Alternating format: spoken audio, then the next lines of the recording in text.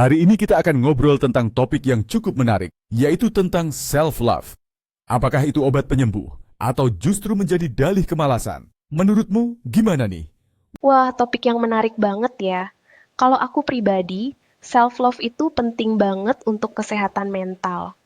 Tapi, memang ada sisi yang bisa disalahartikan, seperti jadi alasan untuk malas atau tidak berkembang.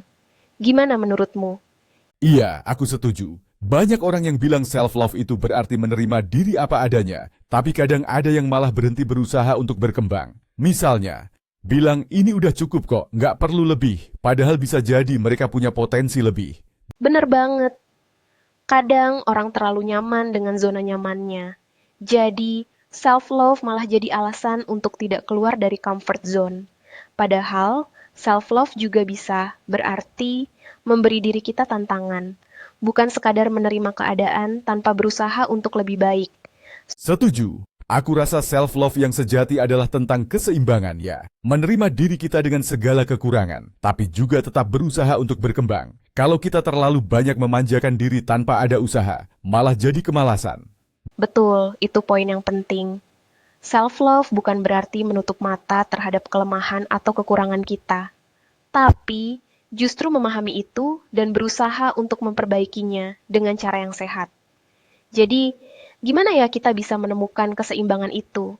Mungkin dengan memberi waktu untuk diri sendiri, tapi juga tetap memberi diri kita tantangan. Misalnya, kalau kita lagi butuh istirahat, ya beristirahatlah. Tapi, kalau kita tahu ada hal yang bisa kita perbaiki, seperti kebiasaan buruk, ya kita juga harus berani menghadapinya, kan? Iya, itu dia.